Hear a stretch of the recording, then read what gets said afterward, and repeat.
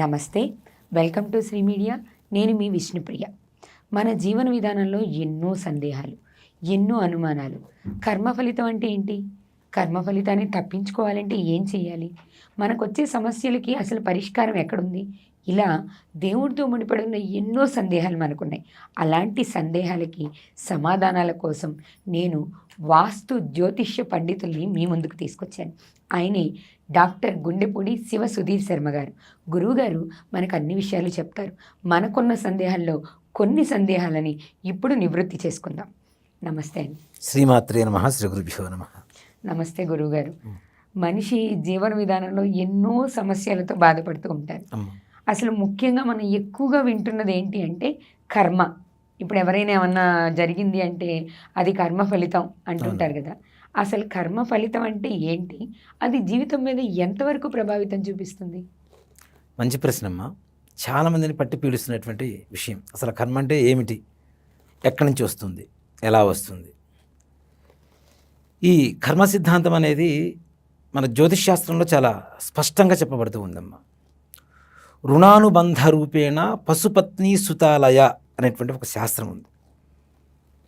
దీనికి అర్థం ఏమిటి అంటే, పూర్వజన్మలో ఎక్కడైతే మనకు బంధం ముడిపడి ఉంటుందో ఆ వ్యక్తులే మరలా మరుసటి జన్మలో కూడా మనకి ఏదో విధంగా మన జీవితంలోకి వస్తారు. ఎలా ఉంటుంది అంటే అది పశు పత్ని సుతాలయ.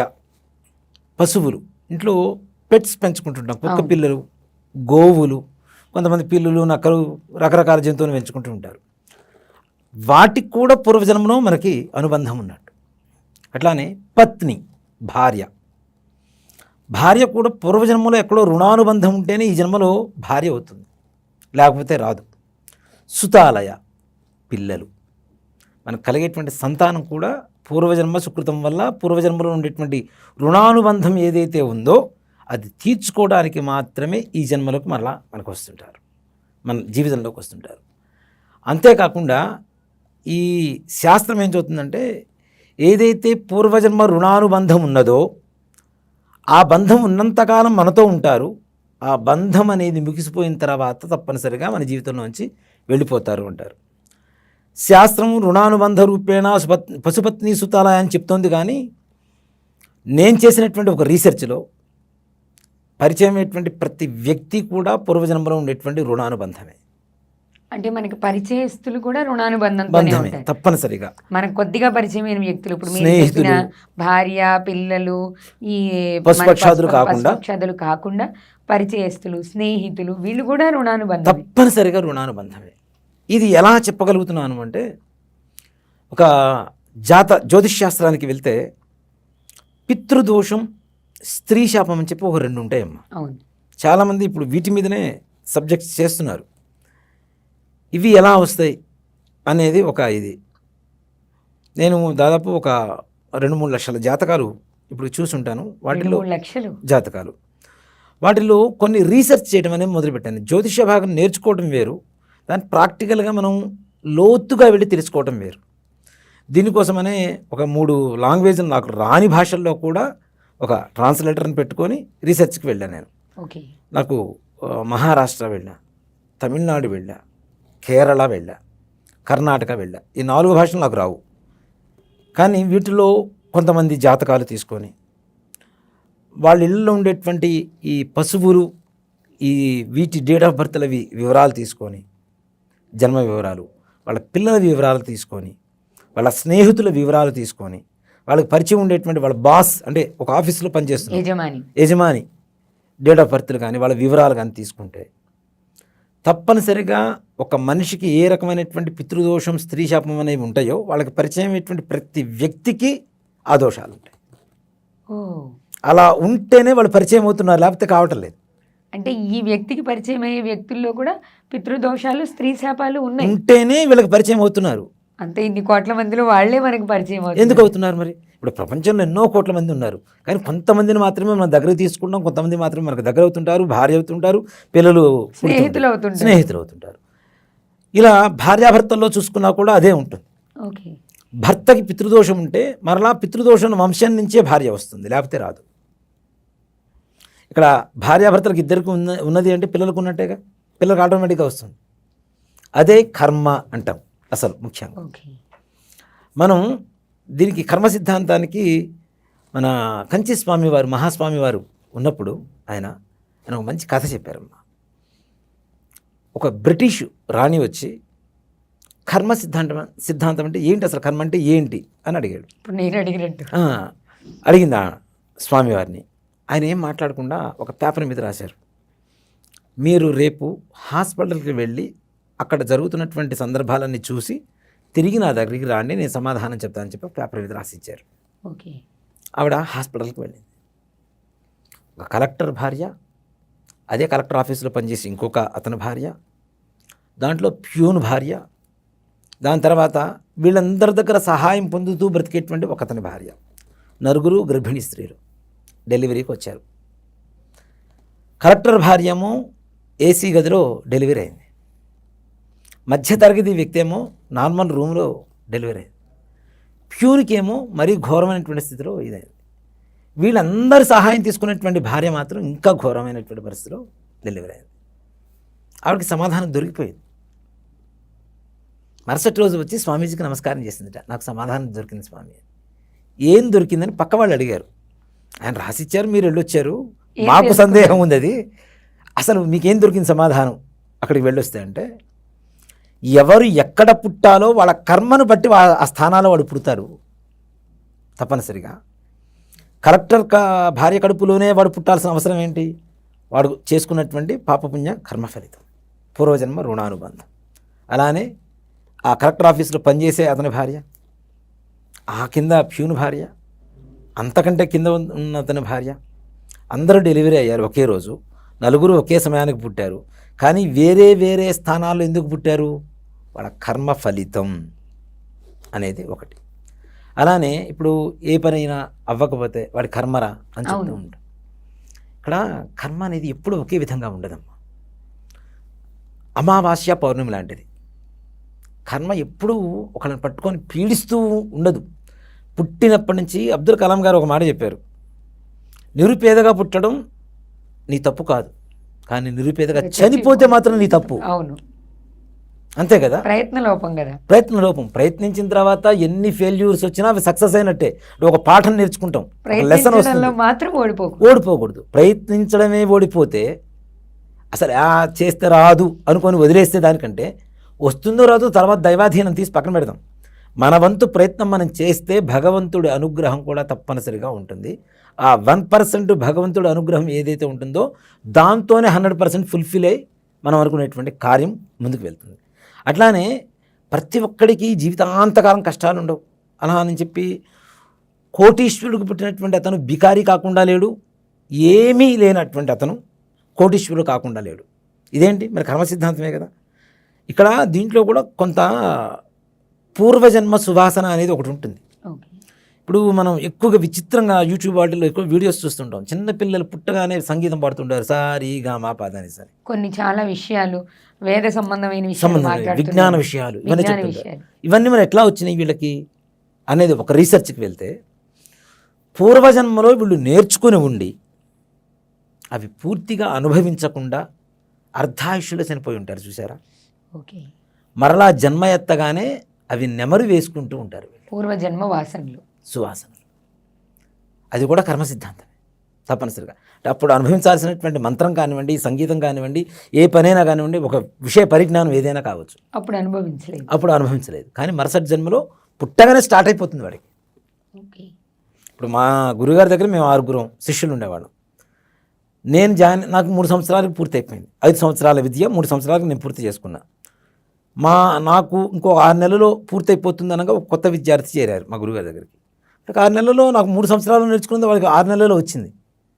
అప్పుడు వచ్చింది నాకు అనుమానం, అసలు ఏమిటి, ఎందుకు వచ్చింది వాడికి 6 నెలల్లో ఎట్లా వచ్చేసింది? నాకు 3 సంవత్సరాలు పట్టింది, నా తర్వాత వాడికి 5 సంవత్సరాలు పడుతుంది, ఎందుకు పడుతుంది అంటే కేవలం పూర్వజన్మలో ఇతను నేర్చుకొని ఉండి దాన్ని పూర్తిగా అనుభవించకుండా ఉండడం చేత ఆ మరుసటి జన్మలో ఒకసారి నెమరు వేసుకుంటే వెంటనే వచ్చేసింది. ఇప్పుడు శృంగేరి స్వామివారు ఉంటారు, మహాస్వామివారి పెద్దవారు. ఆయన ఏకసంతాగ్రాహి. వేదం మొత్తం చదువుకోవాలి అంటే ఘనపాటి అంటాం, అవును. చదవాలి అంటే 13 సంవత్సరాలు తక్కువ పడుతుంది. వారికి 3 సంవత్సరాలు మొత్తం పూర్తయిపోయింది. ఒక పాఠం ఒకరోజు చెప్పడం అంతే, రెండో రోజు చెప్పాల్సిన అవసరం లేదు. ఏకసంతాగ్రహి కాబట్టి వెంటనే వచ్చేస్తుంది. ఇది కూడా కర్మ సిద్ధాంతమే. ఒక్కసారి చెప్తే మన మస్తకానికి ఎక్కాలి అంటే కూడా అది కూడా కర్మ సిద్ధాంతమే తప్పనిసరిగా. ఇప్పుడు కొంతమంది ఉంటారు చెడిపోతున్న వాళ్ళు, వాళ్ళకి 100 సార్లు చెప్పి వినరు కదా. అరే ఇది చెడుదారి, ఇది తప్పు, ఇది వెళ్ళొద్దు అని చెప్పినా కూడా వినరు కదా. అదేంటి వాడి కర్మ కదా, అదే కర్మ అంటే. చాలా సందర్భాలు వాళ్ళకి కూడా తెలుస్తుంది. అరే నేను తప్పు చేస్తున్నాను తెలుస్తున్నాను తెలిసినా వాడు తప్పనిసరిగా తప్పే చేస్తూ ఉంటాడు. ఎట్లా అంటే దొంగతనానికి ముహూర్తం పెట్టుకున్నట్టు అట్లానే ఉంటుంది. కాబట్టి ఈ కర్మ అనేది ఎప్పటికీ ఒకేలాగా ఉండదు, కానీ ఎవరైనా ప్రతి ఒక్కరు అనుభవించవలసిందే. దానికి తప్పించుకోవడానికి లేదా గురువుగారు? ఒకటి చెప్తానమ్మా, ఈ కర్మ సిద్ధాంతంలో గొప్ప విషయం ఏంటంటే భగవంతుడు మనకి పూజలు, జపాలు, హోమాలు, యాగాలు, తపస్సులు అనేక రకాలైనటువంటి మార్గాలు చూపించారు మనకి ముక్తిని పొందడానికి, ఉన్న సమస్యల్ని తీర్చుకోవడానికి. ఐహికం అంటే ఈ ప్రపంచంలో మనం అనుభవిస్తున్నటువంటి బాధలు తీర్చుకోవడానికి కృష్ణుడు అదే చెప్తాడు. ఏదైతే మానవ ధర్మం ఉందో అది అనుభవించకుండా, అది చేయకుండా ఉండడం అనేది చాలా తప్పు, కర్మ అనుభవించవలసిందే. కానీ మరి ఈ పూజలు ఇవన్నీ చేసుకుంటే మనకి కర్మలు తప్పుతాయా? ఎలా తప్పుతాయి అంటే పాపకర్మలు చేసి ఉంటే వాటి ఫలితాన్ని తప్పించుకోవచ్చా? మనకి తెలియక చేసినా తెలిసి చేసినా నిప్పును పట్టుకుంటే కాలుతుంది. అట్లానే మనం తప్పులు చేసిన తర్వాత వాటి అనుభవించి తీరాల్సింది. అన్నిటికంటే గొప్పది ఏంటంటే ప్రాయశ్చిత్తం. నేను తప్పు చేశాను, ఇలాంటి తప్పు చేయకూడదు కదా అని భగవంతుడి ముందు ప్రాయశ్చిత్త పశ్చాత్తాప హృదయంతో ఎప్పుడైతే భగవంతుడి ముందు మోకరిల్లుతాడో తప్పనిసరిగా వాడి పాపాలు తొలగిపోతాయి. అలా అని చెప్పి అవి అయిపోయినాయి మళ్ళీ కొత్త పాపాలు చేస్తానంటే కాదు. మళ్ళీ కొత్తగా అకౌంట్ ఓపెన్ చేసి మళ్ళీ కొత్త పాపాలు చేస్తాను, మళ్ళీ దేవుడి దగ్గరికి పోతాను, నేను ప్రాయశ్చిత్తం చేసుకుంటాను, మళ్ళీ ప్రాయశ్చిత్తం చేసుకుంటాను, ఇవి కాదు. ఒక్కసారి తప్పు చేసాం, ఆ తప్పు మరలా చేయకూడదు. జీవితంలో మనం మానవుడి ధర్మం ఏదైతే ఉందో అదే తప్పనిసరిగా పాటించాలి, మనిషిలాగా ఉండాలి అని చెప్పి ఒకసారి సంకల్పించుకొని దేవుడి ముందు పశ్చాత్తాప హృదయంతో మోకరిల్లితే తప్పనిసరిగా మనం చేసిన పాపాలన్నీ పోతాయి. మరి ఈ పూజలు, ఈ పునస్కారాలు, హోమాలు, వ్రతాలు, యజ్ఞాలు, యాగాలు, హోమాలు ఇవన్నీ ఎందుకు? దీంట్లో కూడా ఏంటంటే వీడికి ఉన్నటువంటి కర్మ ఈ పూజ ద్వారా తొలగించబడును అని చెప్పి మన కర్మలో రాసి ఉంటేనే వాడు ఆ పూజ చేయించుకుంటాడు. అంటే ఇప్పుడు ఒక పూజ చేయమని 100 మంది చెప్పినా అది చేయలేడు, ఆయన కర్మలో ఉండాలి. ఇప్పుడు ఆ వ్యక్తి కర్మలో ఇది కూడా ఉంటేనే ఆ టైంకి ఆయన అది చేయగలడు. కొన్ని కోట్లు ఆస్తులు ఉన్న వాళ్ళు ఉంటారు, వాళ్ళు ఏం చేయలేకపోతారు. వాళ్ళ సమయాభావం కావచ్చు, ఆరోగ్య పరిస్థితి కావచ్చు, ఏదైనా కావచ్చు. కానీ ఏమీ లేనివాడు కూడా, ఇప్పుడు మన వెంకటేశ్వర స్వామికి తొండమాన్ చక్రవర్తి అని పాటలో, తొండమాన్ చక్రవర్తి దగ్గర ఒక కుమ్మరివాడు ఉండేవాడు. ఆయన రోజు కూడా అంటే కుండలు తయారు చేసేవాడు. ఒక బొమ్మను తయారు చేసి, వెంకటేశ్వర స్వామి బొమ్మను మట్టితో తయారు చేసి రోజు మట్టితో పూలను తయారు చేసి ఆ పూలు అక్కడ పెట్టేవాడు. ప్రతిరోజు తొండమాన్ చక్రవర్తి వెంకటేశ్వర స్వామికి పూజ చేయడానికి వెళ్ళేవాడు. ఆయన అక్కడ పుష్పాలు పెట్టేవాడు.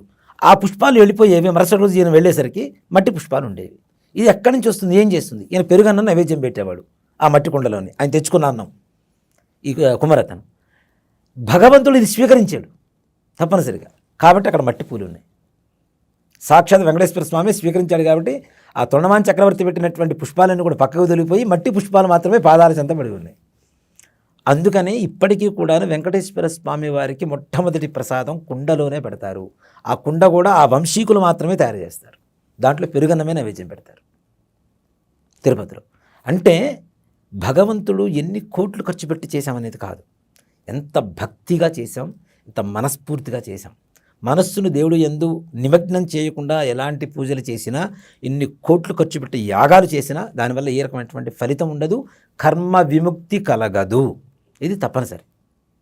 కాబట్టి కర్మ విముక్తి కలగాలి అనేది కూడా ఈ పూజ ద్వారా వీడి జాతకంలో ఫలానా జ్యోతిష్యుడి దగ్గరికి వెళ్ళాలని, ఆయన ఇది సూచించాలని, వీడి జాతకంలో ఈ దోషం ఉందని చెప్పి ఆయన తెలుసుకొని వీళ్ళకి చెప్తే వీళ్ళు ఈ పూజ చేయించుకోవడం ద్వారా వాడికి ఉండేటువంటి దోషాలు కూడా పోవాలి అని చెప్పి వీడి కర్మలో రాసి ఉంటే అది జరుగుతుంది, లేకపోతే జరగదు.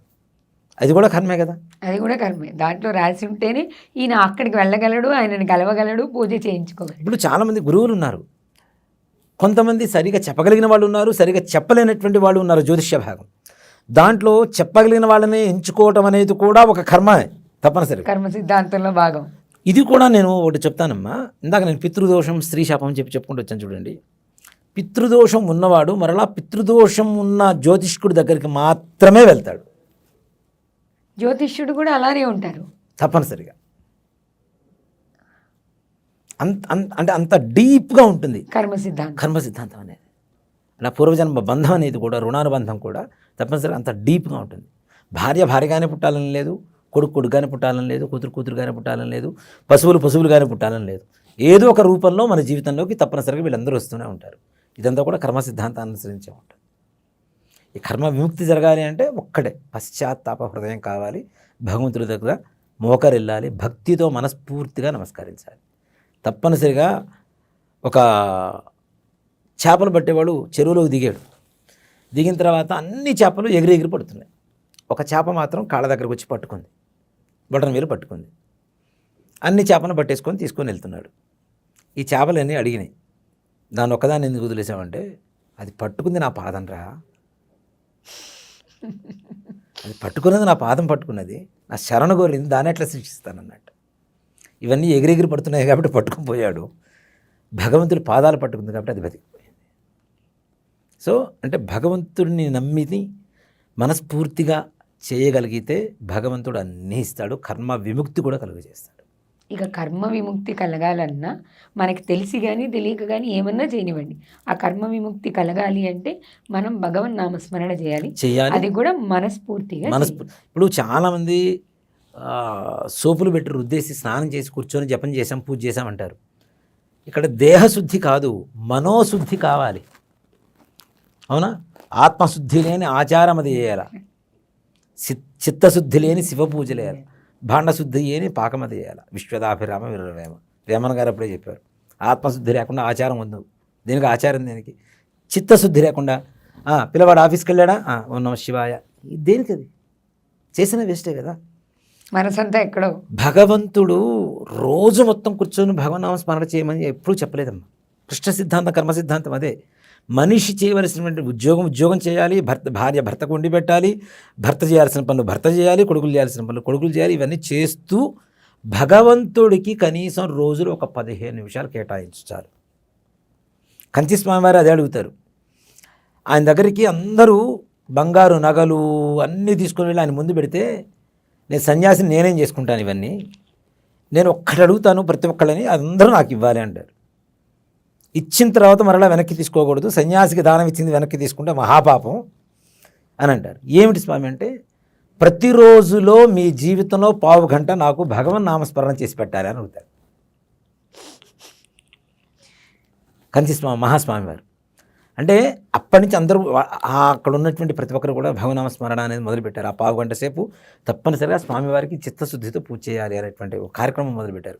అలానే ప్రతి ఒక్కరికి చిత్తశుద్ధి, ఇప్పుడు ఏదైనా కార్యం చేయాలి దాని మీద మనకి కంప్లీట్ ఇంట్రెస్ట్ ఉంటే ఎలాంటి పనైనా చేయగలుగుతాం మనం. అవును. ఆ ఇంట్రెస్ట్ లేకుండా ఏదో డ్యూటీ వైజ్గా చేస్తే డ్యూటీలానే ఉంటుంది, కానీ అది శ్రద్ధ కనపడదు దాంట్లో. మనస్ఫూర్తిగా చేయాలి, మనసు పెట్టి చేయాలంతే. లేకపోతే ఏ రకమైనటువంటి ఉపయోగం లేదనే చెప్తా. కర్మ విముక్తి కలగాలి, కర్మ సిద్ధాంతాన్ని మనం పాటించాలి. కర్మ విముక్తి కలగాలి అంటే భగవన్నామస్మరణ కలౌతు కేవలా భక్తికి కలౌతు కేవలా భక్తి బ్రహ్మ సాయుధ్యకారిణి అని చెప్పి శాస్త్రం ఉంది. కలియుగంలో బ్రహ్మ సాయుధ్యాన్ని ఎలా పొందుతాము అంటే కేవలం భక్తితో మాత్రమే. ఈ భక్తిలో నవవిధ భక్తుల్లో 9 రకాలు ఉంటాయి. స్మరించడం, జపం, తపస్సు, శ్రవణం, పాదసేవనం, అర్చనం, నివేదనం, ఆత్మనివేదనం, ఇట్లా 9 రకాల నవవిధ భక్తులు ఉంటాయి. వీటిల్లో ఏదైనా చేయి. ఒక్కొక్కరు ఒక రకమైనటువంటి సాధన చేస్తున్నారు. త్యాగయ్య సంగీత సాధన చేశారు. ఆయన సంగీతం ద్వారా మోక్షాన్ని, గానం ద్వారా మోక్షాన్ని పొందారు. శ్రవణం, వినడం ద్వారా కూడా. ఇప్పుడు మనం ఒక శాస్త్రం ఉందమ్మా, శిశుర్వేత్తి పశుర్వేత్తి అని చెప్పి ఒక శాస్త్రం ఉంటుంది. అంటే సంగీతానికి చిన్నపిల్లలేంటి, పెద్దవాళ్ళేంటి, పాములేంటి, పశుపక్షాదులేంటి, ఏవైనా శిరస్సు ఒగ్గుతాయి. అవును. అది ఎప్పుడు త్యాగరాజ స్వామి వారి లాగా మనస్ఫూర్తిగా భక్తితో రామ అని చెప్పి పలికినప్పుడు. అదే కావాలని చెబుతున్నాం. కర్మ విముక్తి కలగాలంటే భక్తి సిద్ధాంతాన్ని, కర్మ సిద్ధాంతాన్ని నమ్మిన వాళ్ళు భక్తిగా భగవంతుడిని స్మరిస్తే కర్మ విముక్తి కలిగి కనీసం మన భవిష్యత్తు తరాలైనా సరే ఈ కర్మ విముక్తి నుంచి బయటపడే అవకాశం బయటపడే అవకాశం ఉంటుంది.